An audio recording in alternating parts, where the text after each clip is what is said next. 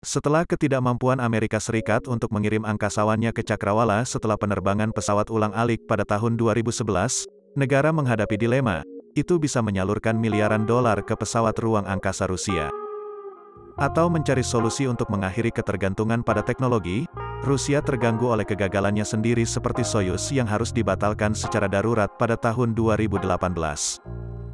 Penerbangan yang membawa astronot NASA Nick Hague adalah penerbangan MS Sawyer mentah yang dijuluki MS-10, yang harus dibatalkan segera setelah peluncuran karena kegagalan peluncuran FG Sawyer kendaraan booster. NASA menggambarkan pembatalan darurat sebagai pendaratan balistik, yang berarti pesawat ruang angkasa kru tidak mencapai kecepatan yang diperlukan untuk mencapai orbit di sekitar bumi, malah jatuh kembali ke tanah. Ini adalah pertama kalinya dalam sejarah program ISS, bahwa seorang pria Soyuz misi telah gagal tapi untungnya Nick Hague, dan rekannya dari Rusia Alexei Ovechinin selamat ketika tim penyelamat telah mencapai tanah kapsul Situs. Dan mereka telah meninggalkan kapsul tepat waktu, dan karena dominasi di ruang angkasa adalah pertunjukan kekuatan ekonomi dan intelektual yang hebat, NASA datang dengan perbaikan yang diusulkan bermitra dengan perusahaan swasta seperti Boeing dan SpaceX. Dengan memberi mereka kontrak 4,2 miliar dan 2,6 miliar dolar masing-masing untuk mengangkut astronot ke stasiun luar angkasa internasional, dan mengembalikan mereka ke rumah dengan selamat, dengan tujuan memenuhi semua persyaratan keselamatan dan kinerja NASA. Namun hal-hal tidak berjalan seperti yang direncanakan untuk Boeing sementara SpaceX menembak ke bintang-bintang pesawat ruang angkasa. Kapsul milik Boeing sendiri yang disebut Starliner run ke dalam beberapa malfungsi perangkat lunak dan keras. Disertai dengan kesalahan oleh modul Nauka Rusia, saat merapat dengan stasiun luar angkasa internasional tanggal 29 Juli modul Nauka Rusia secara tidak sengaja menembakkan pendorongnya, mengirim stasiun ruang angkasa ke dalam putaran. Ketika penerbangan uji orbital juga datang ke diskusi gagal buat tanda tepat waktu juga karena penerbangan Agustusnya tertunda karena ke posisi katup yang tidak terduga. Berdasarkan penilaian saat ini, akan aman untuk menyarankan peluncuran Starliner sebelum akhir tahun ini, tampaknya menjadi mimpi yang jauh. Alasannya sekarang adalah kebutuhan untuk terus memecahkan masalah katup isolasi oksidator yang macet oleh NASA Boeing Squad. Jelas merupakan masalah yang harus ditangani dari sifat kompleks, yang melibatkan komoditas mengkhawatirkan yang tidak dapat diakses dengan mudah, tetapi Soyuz saat ini adalah satu-satunya roket yang mampu mengirim astronot ke stasiun luar angkasa. Di belakang dorongan NASA untuk melihat Starliner mencapai kesuksesan, masalah mendasar adalah keinginannya Boeing dan SpaceX untuk membuat program awak komersialnya sukses yang bertujuan untuk menggunakan perusahaan swasta untuk mengangkut kargo dan astronot ke stasiun luar angkasa internasional, untuk melepaskan diri dari ketergantungan agensi pada Soyuz yang mendorong orang Amerika keluar angkasa dari pangkalan di Kazakhstan. Saat SpaceX menggunakan kendaraan naga untuk mengirim astronot keluar angkasa pada bulan November, Boeing dan NASA berharap menggunakan Starliner sebagai kendaraan awak komersial kedua. Kesaksian yang dapat ditemukan dalam pernyataan oleh wakil administrator NASA dan mantan astronot, Pam Melroy selama briefing misi pada bulan Agustus tahun ini, mengatakan bahwa program tersebut menawarkan dorongan untuk waktu awak dan kargo yang NASA dapat memanfaatkan untuk mencapai lebih banyak ilmu pengetahuan tentang ISS. Dia menyarankan itu adalah salah satu alasan lebih dalam di balik kehadiran mereka di peluncuran, apalagi Musk telah mengumumkan rencananya untuk membuka pabrik baru di Rusia dalam usahanya untuk memperluas lingkup pengaruh SpaceX hingga ke timur. Mengirim rudal balistik antar benua pertama untuk satelit, hewan pertama, dan manusia pertama di luar angkasa dan orbit bumi, Rusia telah menjadi pelopor teknologi terkait perlombaan dan penerbangan ruang angkasa di masa lalu.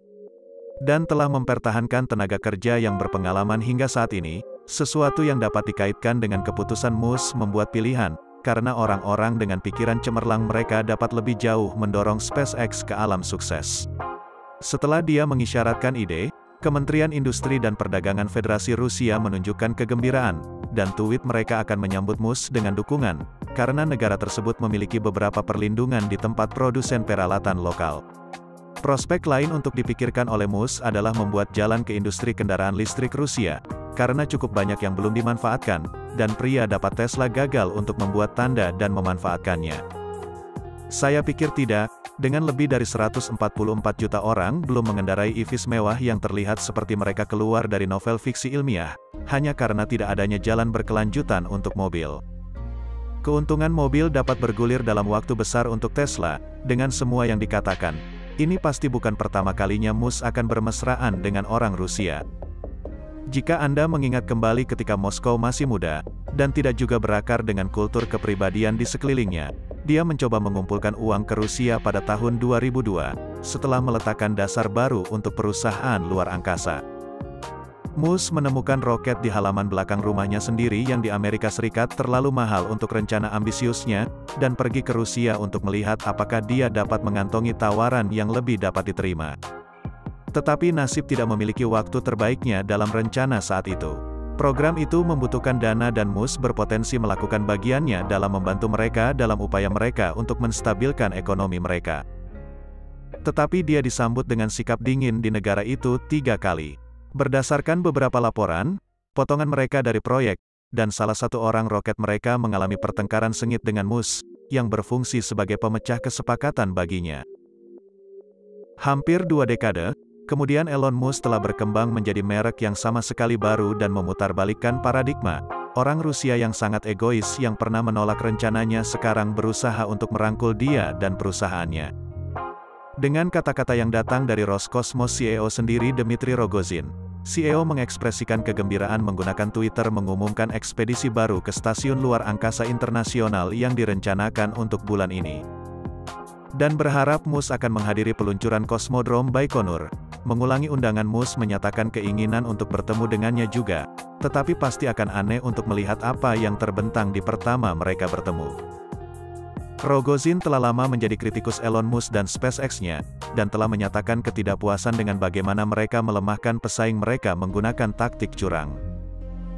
Tetapi untuk saat ini semuanya tampak baik-baik saja di kedua kubu karena Rogozin telah melunakkan nadanya untuk apa yang oleh beberapa orang disebut motif tersembunyi. Kekagumannya yang baru ditemukan untuk Musk berdasarkan penghargaan atas apa yang telah dicapai oleh orang yang ingin membawa umat manusia ke Mars, atau apakah itu pengakuan kekalahan secara diam-diam. Tentang betapa putus asanya Roscosmos untuk berlayar melintasi masa-masa sulit mereka. Pergi ke bagian komentar untuk memberi Anda di atasnya pasti akan senang melihat apa yang Anda katakan tentang hal itu. Dihadapkan dengan sanksi sebelumnya pada kami, kebijakan tentang Rusia menghentikan perusahaan-perusahaan Amerika dari bermitra dengan perusahaan manapun yang memiliki sedikit pun hubungannya dengan militer Rusia. Yang kini telah diangkat sampai batas tertentu, ketika Rusia mengancam akan meninggalkan ISS, namun Rusia masih tidak dapat meluncurkan beberapa satelit, karena kurangnya microchip yang ada dalam daftar impor terbatas. Kami memiliki lebih dari cukup roket, tetapi tidak ada yang bisa diluncurkan, kata Kepala Roscosmos saat berbicara dengan Majelis Rendah Parlemen Rusia yang menunjukkan bahwa dalam pergumulan antara dua negara adidaya, ambisi ruang angkasa negaranya mengambil alih tol. Pada tahun 2030 Rusia Roscosmos berencana meluncurkan stasiun mereka sendiri, jika kita terus di jalan permusuhan. Sekarang apakah Musk mampu membuat tanda dan membuat terobosan ke Rusia perluasan kerajaannya, berjalan dengan model bisnis terbaik atau tidak? Satu hal yang pasti adalah pria itu tidak berencana untuk berhenti dalam waktu dekat. Atau menyelesaikan apa yang dia miliki, dengan harapan besar pada masa depan humankind pada umumnya yang tidak mengenal batas ke Mars dan seterusnya, dia berada di jalan ketekunan dan menurunkan rintangan di jalannya. Tetap pantau saluran wawasan terbaru tentang teknologi Elon dan lebih banyak lagi sampai jumpa di lain waktu.